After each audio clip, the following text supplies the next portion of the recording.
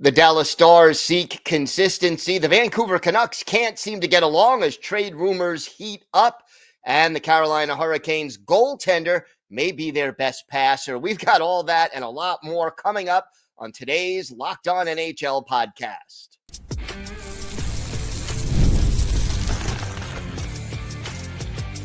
You're Locked On NHL, your daily podcast on the National Hockey League. Part of the Locked On Podcast Network, your team every day.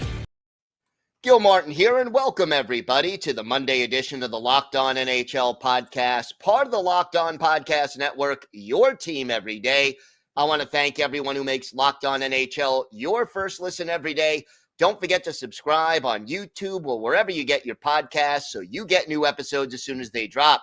Today's episode is brought to you by FanDuel. You could start the season with a big return on FanDuel. New customers can place a $5 bet, and you'll get started with $250 in bonus bets if you win that first $5 bet. Visit FanDuel.com to get started. It is my pleasure to welcome back to the show the host of Locked On Dallas Stars, Joey Erickson, and a little bit of a tough time lately for the Stars. I mean, they got off to such a great start. Kind of inconsistent as of late, but the big story in their last game, Miro Heiskanen hit pretty hard by Matt Rempe, an 8-game suspension resulting from that hit. First of all, Joey, is Heiskanen going to be okay? And what did you think of the league's decision on this one? Well, first off, Gil, thank you so much for having me, and happy holidays and Merry Christmas to all those listening and watching here this week. Miro Heiskanen looks to be good to go. He was at practice earlier today, which is a positive sign. He did return in that game after the Rempe hit, but he was out for the entire 5-minute power play the Stars received. Not that really would have mattered, and we'll get into it because the Stars power play has been pretty meh here over the last month, or really the whole season. I have a few thoughts on the hit. Number one, Rempe's a really, really big cat. He's going to hit a lot of guys upstairs and high just because of his pure size, but that's sort of his game, and he crushed a lot of other Stars that night. Actually had a pretty good game up until that point. The hit is still something that needs to be taken out of the game. He hit Miro Heiskanen right in the number 4. But at the same time, that's what New York wants him to do. He's out there to make an impact, and that's how he makes an impact. The Stars stood up for Miro, which was a good sign, but it's a hit that needs to be taken out of the game. I've always said, and from a young age, when I used to go to Stars games, I used to ask my dad, like, why is it all the time that in the NHL, they seem to be okay with hits from behind? This has always been a reoccurring situation and problem in the NHL, because growing up playing hockey, when you're 4 to 5 years old, once you get to about 8 and you're hitting, at least that's when I started. I think it's probably about 11 or 12 now, never hitting the numbers. They used to have stop signs on the back of the jerseys. You never hitting the numbers. You never do it. But it was always kind of accepted in the NHL. And I think if it's always going to be sort of accepted, it's never truly going to be taken out of the game. And I know Rempe's a repeat offender. That was probably a big reason why he got 8 games. It was a bad hit, in my opinion. Of course, I'm biased. It's the Stars' best player. You don't want Miro to get hurt. Otherwise, the problems could really start to exacerbate here in Dallas. But I think it's going to come to the point where the NHL has to almost come up with a black and white sort of view on it, where it's like, we're just not going to allow this at all. Because if they continue to do it, you're going to get hits like that. And the game's violent. Like these hits are going to happen no matter how many rules you put in. And that's unfortunate. But I think maybe the league has to be a little bit stronger on the letter of the law. But look, Rempe made his impact. He got his money's worth, I guess. Too bad the Stars couldn't convert on the penalty. Do you think the 8 games is roughly fair given the totality of the circumstances? Yeah, honestly, I'm almost shocked that it's 8. 8 feels like a lot, but the league comes down with the repeat offender. So I mean, it's his 4th time being ejected this season? Like that's quite a bit for someone that's sort of been up and down from the AHL. I guess it's justice. I'm sure Stars fans aren't going to be too upset about it. You alluded to the power play earlier, and I did want to talk about that. It's been a struggle for this team for most of the year. But when you look at the roster, there's so much talent here. What is holding back the power play right now? It's a lot of willingness to not change, in my opinion. And this is something that dates back to the springtime in the Stanley Cup playoffs. The Stars really fell off a cliff in that Western Conference final, and they did the year prior against Vegas. This is something that has continually happened, but in the first two seasons under DeBoer, they've been top 10 in power play percentage both seasons. But now it's something different, and a lot of eyes are on assistant coach Steve Spott. He's the power play specialist that's been traveling with DeBoer really everywhere he's gone as a head coach. And for my money, it's just a lack of willingness to really overhaul the overall philosophy and strategy of the power play. Maybe they are really missing Joe Pavelski. I know he was an integral part of the Stars power play because you had somebody that could sit in front and tip all those pucks home and get to the rebounds. And the Stars are they're just missing those opportunities. And they're just not bearing down on their chances. It's not that they're not getting looks. But DeBoer's, said over the last few days, he's happy with the chances they're creating. They just can't bear down on chances. And Joe was there to bear down on a lot of them. And they're trying to find answers. We just haven't found it yet. And you mentioned the talent. I mean, you got Duchesne and Miro and Wyatt, Robertson, Rope. I mean, who else do you want? And at this point, I'm like, let's throw some bottom six guys on the power play, give them some looks just to change something up. There has to be a change because it hasn't been pretty. Is there one player who you think is the candidate to sort of help this team break out of the funk? It's got to be Wyatt Johnston for me. As much as I would love to say Jason Robertson, Wyatt Johnston brings a different style and different skill to his repertoire than Robo. They need all of them to score. They need someone to score more consistently besides mid-30s Matt Duchesne and Mason Marchment for that matter. They need a pure goal scorer in the worst way. I had one of the listeners of Locked On Stars say that to me, and I said, amen.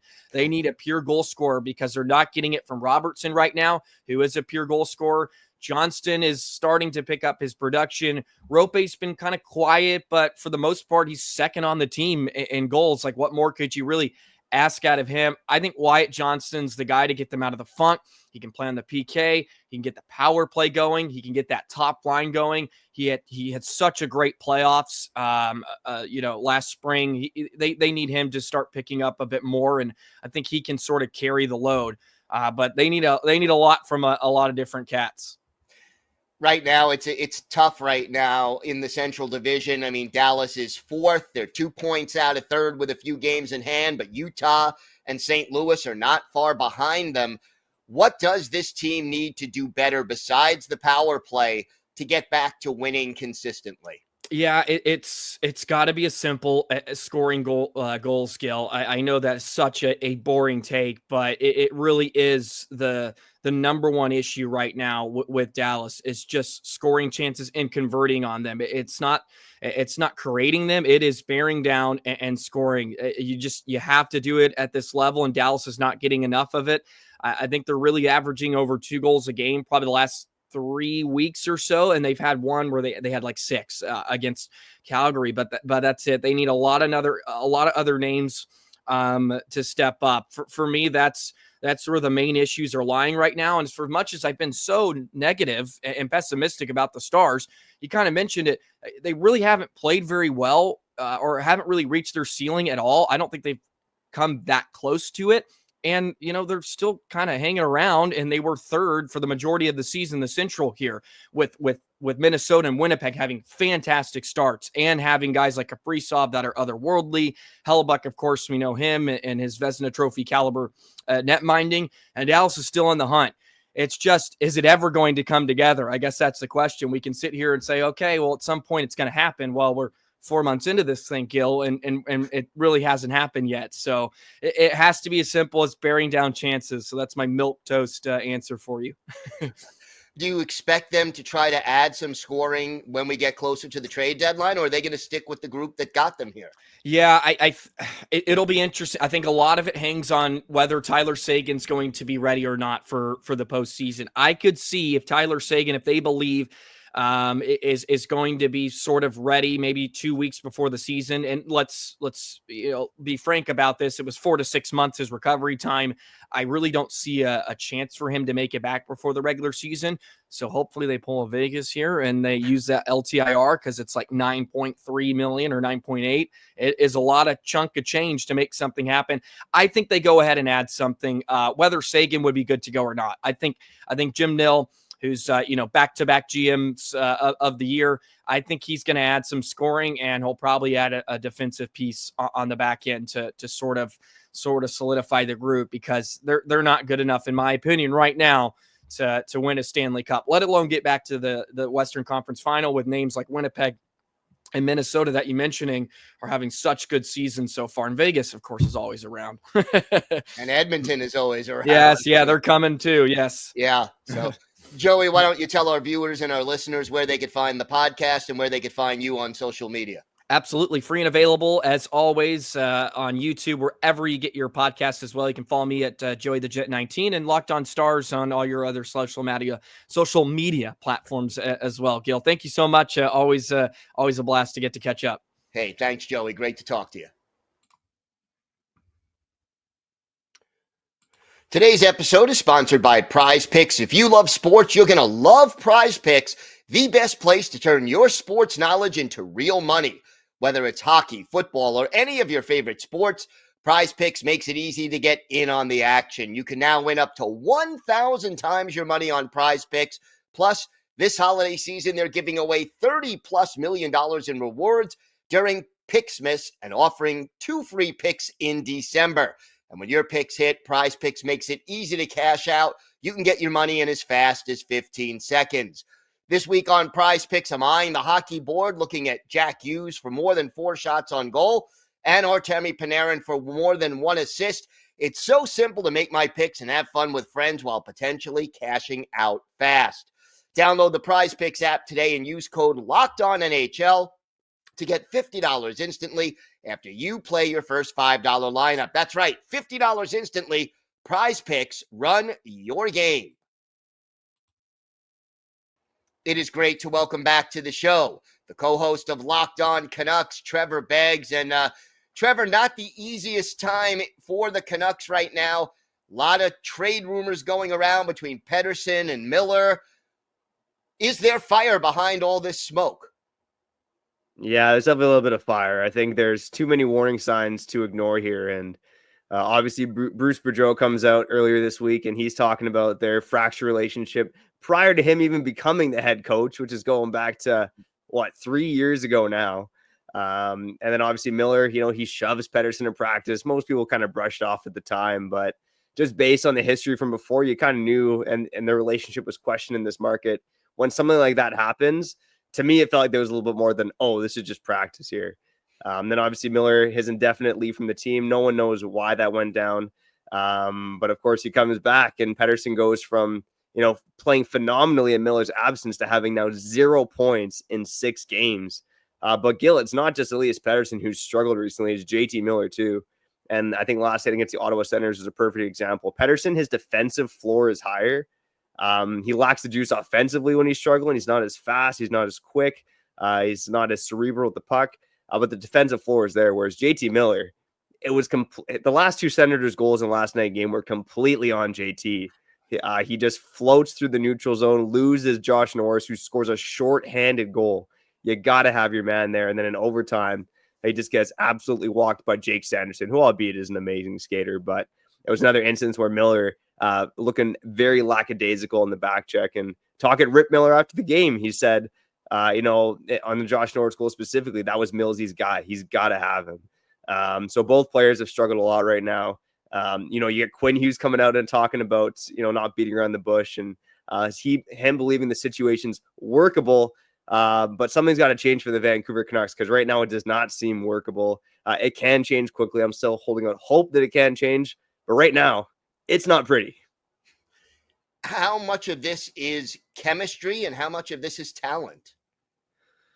Oh man, I mean, it's more so chemistry than talent. I think most people know that. JT Miller, I believe over the past 5 seasons, he's top 15 in scoring for sure. He's pushing the top 10. I believe he was 12th last I checked. And Elias Pettersson coming into the season has 412 points in 407 games. So both players are immensely talented, right? Elias Pettersson had a 100-point season 2 years ago. J.T. Miller 100 points last year. That is very tough to do, even though scoring is going up in today's NHL. It's pretty damn hard to hit 100 points. So it does seem to be a chemistry thing. And again, the whole story about them being at odds to each other just, took more turns this week based on what Rick Tocchet was doing on the power play. He would have his first unit, he would have his second unit, which has a lot less talent, and he would just swap Pettersson and Miller on the first unit and have the other one play the second unit. It's just bizarre stuff. Like, what team has an 100-point player playing on the second power play unit? And not just that, but then swapping with his teammate in the same spot. Like, it's a bizarre situation. And, Tocchet gave a very mundane answer. Like, we're just trying different things. But, the power play ever since Miller has come back has struggled too. So, again, it's a mess, Gil. And again, never a dull moment in Vancouver. So how do you solve this? I mean, what is the simplest way to smooth this over and get the team back on track? Yeah, I think the most simple way. Kyle and I were joking that the team used to go in Vegas and have a good time, but obviously that didn't help against the Sens after they lost in Vegas on Thursday night, losing into Ottawa on Saturday. But I mean, the simplest answer is that it's got to come from within, and these guys just figure it out. They have been teammates for 5 years now, and into their 6th year together, I believe. And they both, they've had great NHL careers on the same team. So I have a hard time believing that it's just suddenly unworkable and that it can't ever work again.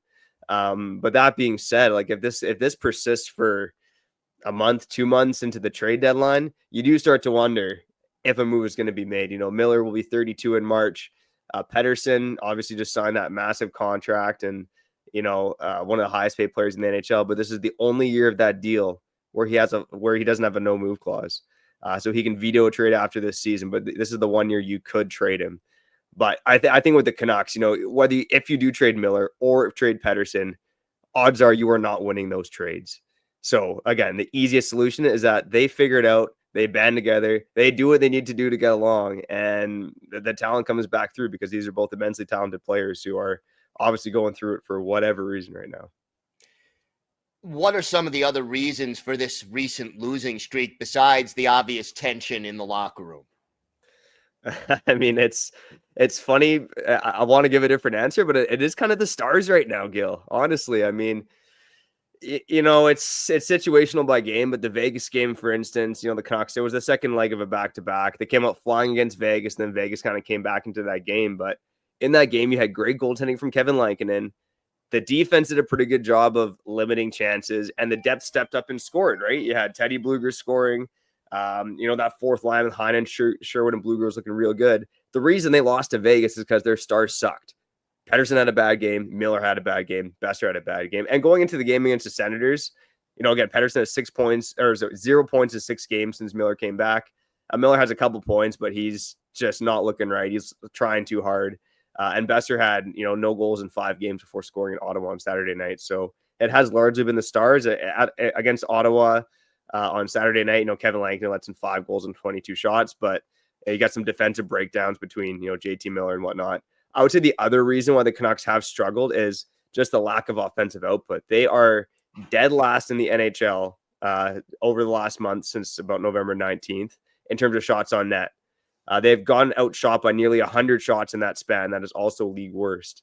So they're not generating offense. And a big part of it is when Quinn Hughes isn't on the ice or doesn't have the puck, this defense really struggles to move the puck up the ice. Do you think they will look to add another puck-moving defenseman before the deadline? I think they will, but I've had this debate with Kyle on Locked On Canucks, and what you've seen Patrick Allvin and Jim Rutherford do in the past is reward teams when they're playing hard. And this team, again, the depth's performing fine, but as long as Miller and Pettersson are mired in these slumps, you can't have 2 of your best players struggling like this and expect to do much. So I do think they'll add. Jim Rutherford was on After Hours on Hockey Night in Canada last week and said this team needs to add a couple of players. So it certainly sounds like he wants to make a move. There is a glaring need to add a defenseman, maybe even 2 to this roster. There's some talk about insiders about adding a top 6 forward, but adding another puck moving defenseman is 100% the top priority for this group. I mean, they got pretty good depth on the wings. If the star power can figure it out, they're going to be good. But this defense, man, oh man, they really struggle to move the puck when Quinn Hughes isn't playing with it. World Juniors start later this week. A few Canuck prospects involved. Who do you have your eye on? Well, I think for me, it's first and foremost Tom Willander. I know Sori Minio on Team Canada is a nice story, and he's had a really nice ascension since being drafted in the third round a couple of years ago. But for me, it's Tom Willander because that's the guy who could theoretically come in and make a difference for the Canucks while they're in this contention window. I say contention window because they haven't played even though they haven't played like it this year, but I believe they were a Stanley Cup contender coming into this season. Oh man, sad times, Skill. How are the Islanders doing though, by the way? Never mind, we won't get into that. We don't want to go there. But for me, Tom Willander, I really liked how he looked at the World Juniors last year. I think in terms of what he's doing at Boston University this year, his game has taken another step forward, and obviously has a bigger role there as well. So, Tom Willander, again, right shot defenseman, it's a huge need on this team. If this guy looks like he's ready to play, I think the Canucks are going to give him a shot. Maybe not this season, but certainly next season. Going to be interesting. I know you'll have your finger on the pulse of the Canucks for the rest of the season. Why don't you tell our viewers and our listeners where they could find the podcast and where they could find you and your co-host on social media? Yeah, there you go. Again, Gil, always appreciate you having me on here, even though I'm always 10 to 50 minutes late, wiping ass and making things happen over here in the Beggs household. But you can find Locked On Canucks on YouTube or wherever you listen to podcasts. We're starting to see the subscribers tick up, the reviews coming in, man. We really appreciate it. Aside from that, you can follow me at Trev Beggs on Twitter, Trev Beggs on Instagram, and my co-host Kyle Bowen, Bhawan. He's on social a bit more than I am, but you can find him on Instagram as well. All right, Trevor, thanks so much.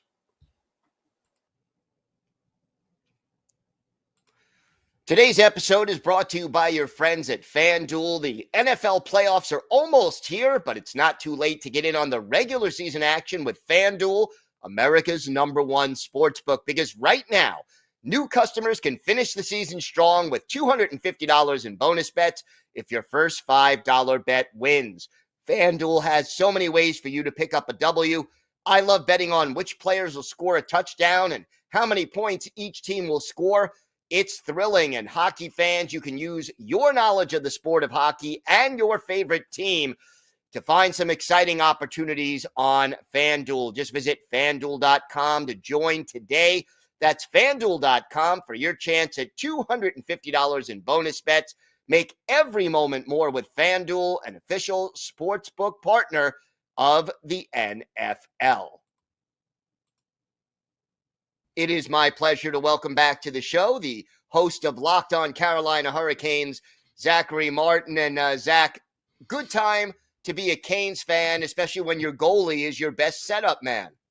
Yes, definitely. And thank you, Gil, as always, for the invite. Always love jumping on Talk Hockey with you. Yeah, it's been an interesting week, back-to-back early, last week of some wins, had an interesting game against the Capitals, and hey, let's go to Madison Square Garden and take care of business against the Rangers. And yeah, basically have Pyotr Kochetkov save goals, make some big, be clutch when need to be, and like you said, get a couple of assists. So outside of scoring a goal, he basically did it all outside of fighting someone too. So I mean, he was almost there for a goalie Gordy hat trick, if you want to call it. So yeah, but he had hey, you know what they say, the light shine bright at MSG, and Pyotr Kochetkov had no issues with the bright lights. He has been really, really sharp for this team for the last few weeks. And I mean, it really seems like since he's been healthy and playing well, this team has gotten back to being as good as they can be. Yeah, definitely. I would say it's one of those things where it's like you're asking him for the second straight year to kind of do the yeoman's work, because Frederick Anderson's out once again with another long-term injury, not long as last year's, but still enough time where it's like, okay, we need to turn to you to be our guy. And, luckily, he stepped up, and you always keep hearing the stories of like, if you give him more playing opportunities and more playing time, the sharper and sharper he gets. Of course, that's with any goalie, but definitely with him.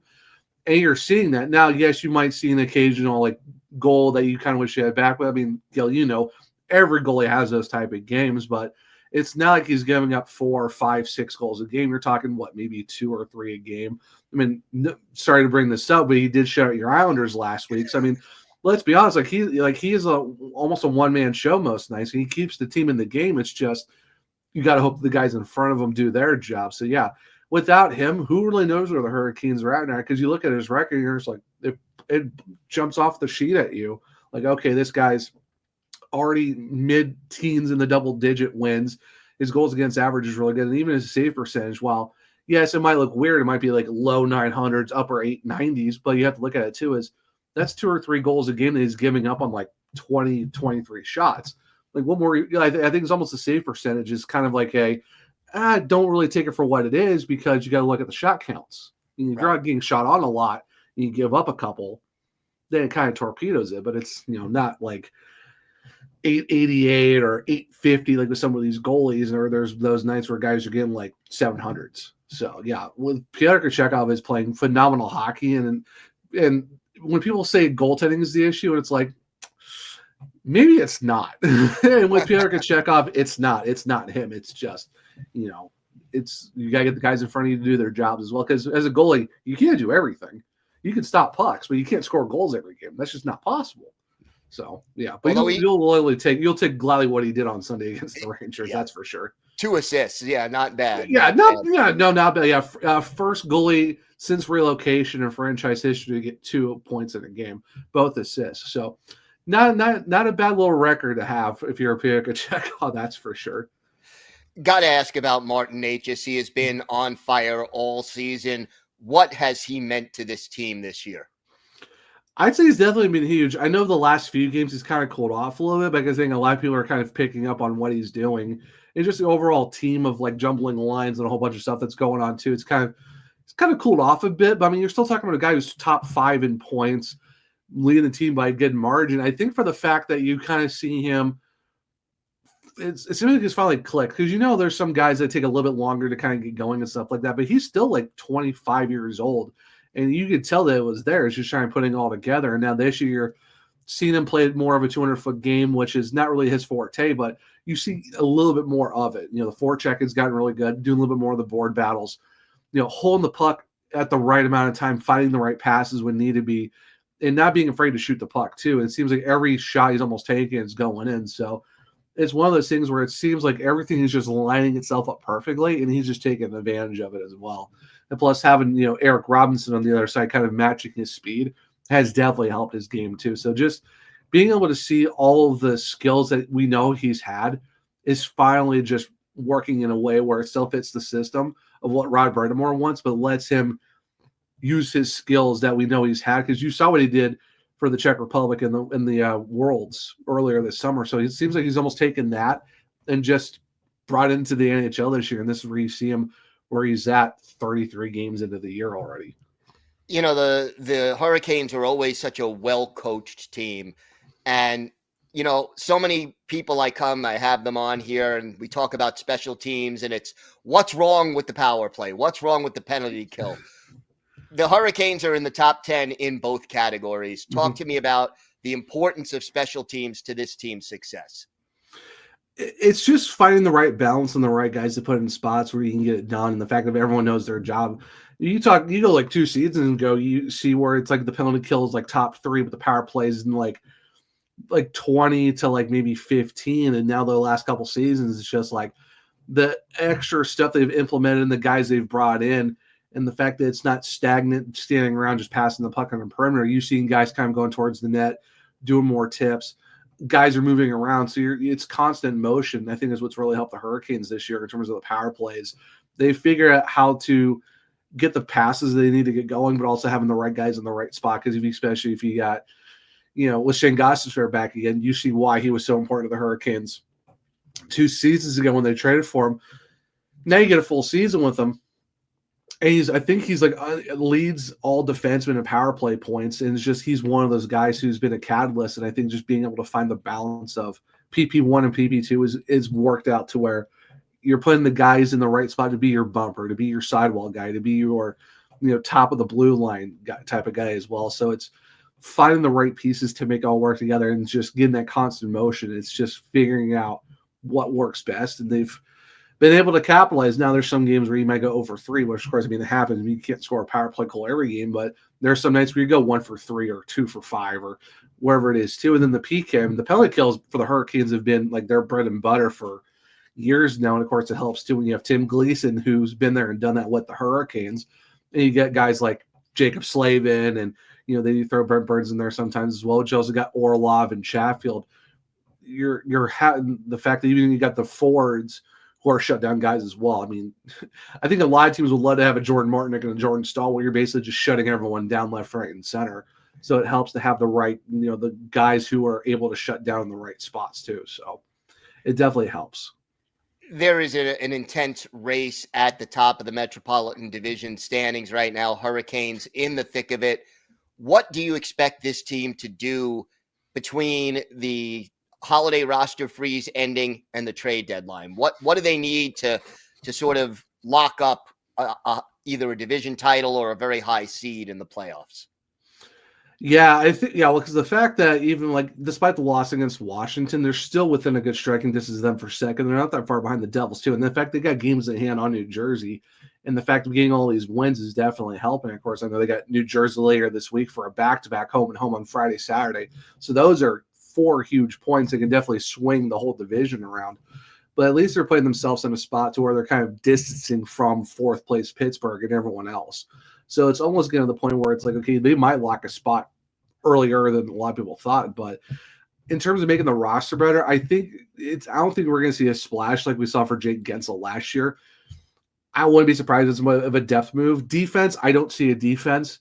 Frederick Anderson's supposed to be back sometime February, early March, so maybe they go for goaltending. I'm not sure. But, of course, Dustin Dukarski, hey, I mean, first game back in 22 months and did a pretty good job against the Jackets. I mean, I think at this point they might just wait for Anderson. They could do something there. I would see more of a depth forward move more than anything else because it's just with a roster set up and what they are in their cap space. I don't expect something huge to happen unless it's a move that they really like or it's something that kind of worked out with someone else. So I would say don't think of a Jake Gensel move more being like, okay, it might be someone in the top 9 or bottom 6 just to give them that little extra bump that they need and maybe a physicality spot or someone who's got an extra scoring touch and might just able to help them out in a little bit. But I would not suspect anything franchise shattering by the trade deadline. That's more of an off-season move more than anything else. So more depth, I would say, in the offensive side of things might what we'll be looking at in Carolina. All right, Zach, why don't you tell our viewers and our listeners where they could find the podcast and where they could find you on social media? Yeah, of course. I'm at One True Zach on X. The podcast is LO_Hurricanes, of course, Locked On Hurricanes on wherever you listen and also on YouTube as well and all that good stuff. I'm also on Blue Sky at the Zachary Martin if you want to check me out over there as well. Just posting whatever I'm doing on X, putting it right to Blue Sky as well. So, pretty easy to find me. Not that hard to do. All right, Zach, thanks so much. Hey, thank you as always, Gil. Thank you for making Locked On NHL your first listen today. For your second listen, find Locked On Fantasy Hockey. Become a fantasy hockey expert and get the edge over your league mates with daily tips from hosts Steele and Flip. Find Locked On Fantasy Hockey on YouTube or wherever you listen to podcasts. I want to thank my guests today, Joey Erickson of Locked On Stars, Trevor Beggs of Locked On Canucks, and Zachary Martin of Locked On Hurricanes for joining me. I'm Gil Martin. I host the Monday edition of Locked On NHL, and I co-host the Friday edition along with Rachel Donner. Don't forget, Locked On NHL is here for you every day, Monday through Friday, bringing you the biggest stories from around the National Hockey League. So make sure you join us for that. Have a great day, everybody. Stay safe, and thanks for listening to and watching the Locked On NHL podcast.